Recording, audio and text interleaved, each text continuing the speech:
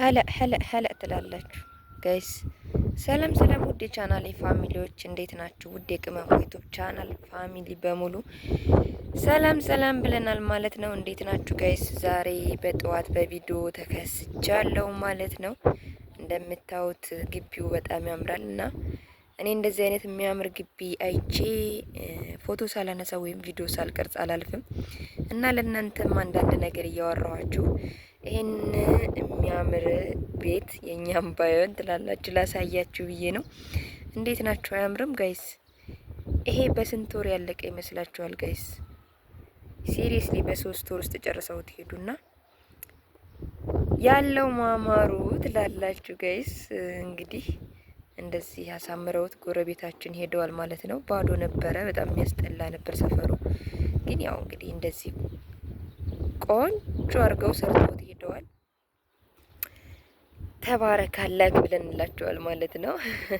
ጋይስ ደህና ናችሁ? ፋሚሊ እንዴት ናችሁ? ላይክ ሰብስክራይብ እያረጋችሁ አበረታቱኝ። ቪዲዮ ከሰራሁ ቆይቻለሁ። ዛሬ እንግዲህ በጠዋቱ እንደዚህ የሚያምር ግቢ ያሸበረቀ ግቢ እያሳየኋችሁ አንዳንድ ነገር ልላችሁ መጥቻለሁ ማለት ነው። ጋይስ እንዴት ናችሁ? አጥብቆ ጠያቂ ምንድነው ይባላል። ዛሬ ስለ ኤርፖርት አንዳንድ ነገር ልላችሁ መጥቻለሁ ማለት ነው፣ ስለ አየር መንገድ። እሱ ምንድነው ብዙዎች የማዳም ቅመሞች እንደኔ ማለት ነው ለመሄድ በጣም እንትን እያልን ነው፣ እየጠበቅን ነው ማለት ነው። ተዘግቶ ነበር በጦርነቱ ምክንያት እንደምታውቁት ተዘግቶ ነበር። ግን አሁን ተከፍቷል ጋይስ፣ ተከፍቷል ማለት ነው። እንኳን ደስ አላችሁ የማዳም ቅመሞች፣ እንኳን ደስ አላችሁ። ተከፍቶልናል። በተለይ ጆርዳን ላይ የምትኖሩ እህቶቼ አየር መንገድ ተከፍቷል እና ለመሄድ የምትፈልጉ የትንሳኤ በዓልን ከቤተሰብ ጋር ፈታፈሽ ብላችሁ ለማሳለፍ የፈለጋችሁ እህቶቼ መልካም መንገድ ወይም መልካም ጉዞ ብያለው ማለት ነው ውዶቼ። እንኳን ደስ አላችሁ። በጣም በጉጉት ስንጠብቅ ነበር ባይዘዌ ይሄን የአየር መንገድ መከፈት ማለት ነው። ምክንያቱም ብዙዎች ማዳሞቻችን ተዘግቷል እያሉ በረራ ባለበት ሰዓት ራሱ የለም ብለው ሁላ ብዙ እንትን ብለዋልና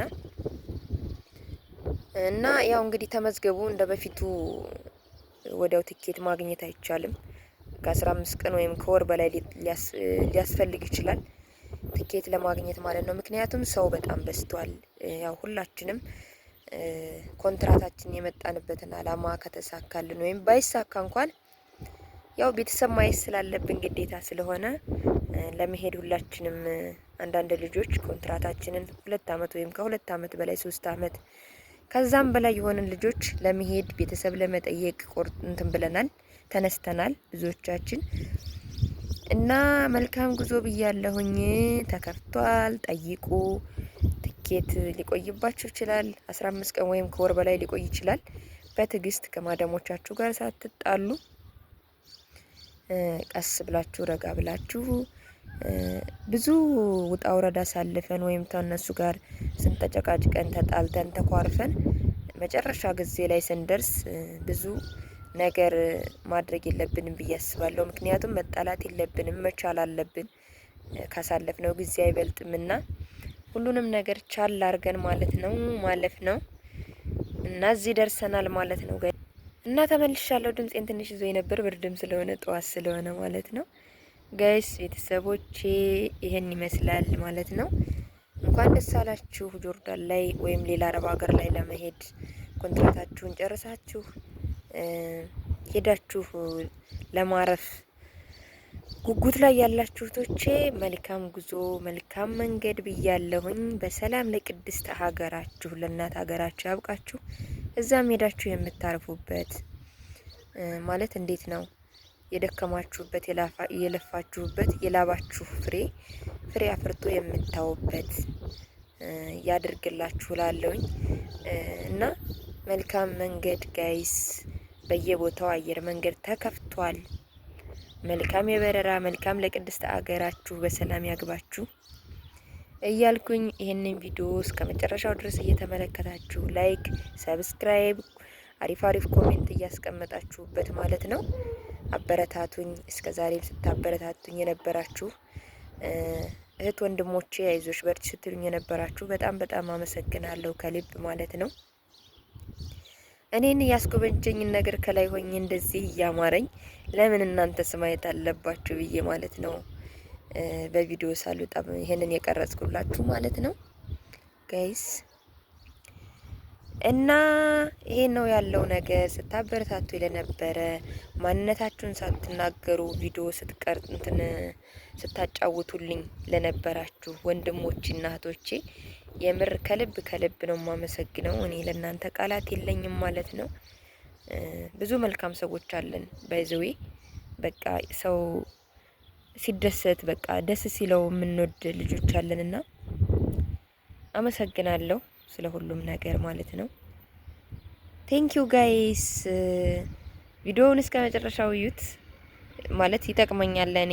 ኮሜንት አስቀምጡልኝ ውድ እህቶቼ። በማዳም ቅመም ብዙ ውጣ ውረድ ያሳለፍን፣ አንዴ ከማዳሞቻችን ጋር ስንጣላ፣ አንዴ ስንኳረፍ፣ አንዴ ደግሞ በቃ አለ አይደለ ብዙ ነገር አሳልፈን ያችን የኮንትራት ግዛችንን ጨርሰን ወደ ሀገራችን ለመግባት ስንጠብቅ የነበረን እህቶቼ እንኳን ደስ አላችሁ ብያለሁ ማለት ነው። የመኪና ድምጽ ገባ። መኪና እዛ ጋር እየሄደ ነውና ኧረ ሰውዬው እንዳይመጣብኝ የቤቱ ባለቤት ደግሞ ቤቴ ነው እያልሽ ነው እንዳይል እንጂ ለማንኛውም ተመኝቻለሁ ይሄንን ቤት ባይዘው ለእናንተ ማለት ነው። የማዳም ቅመሞች ወይም በሰው ሀገር በሌላ ሀገር የተሻለ ህይወት ለመኖር ማለት ነው ደፋ ቀና እያላችሁ ያላችሁ ሰዎች ይሄንን ቤት የመሰለ ወይም ከዚህ የተሻለ ፎቅ ነው የምንገነባው እኛ የማዳም ቅመሞች ለእናንተ ተመኝቻለሁ ማለት ነው። ይሄን ይመስላል ጋይስ።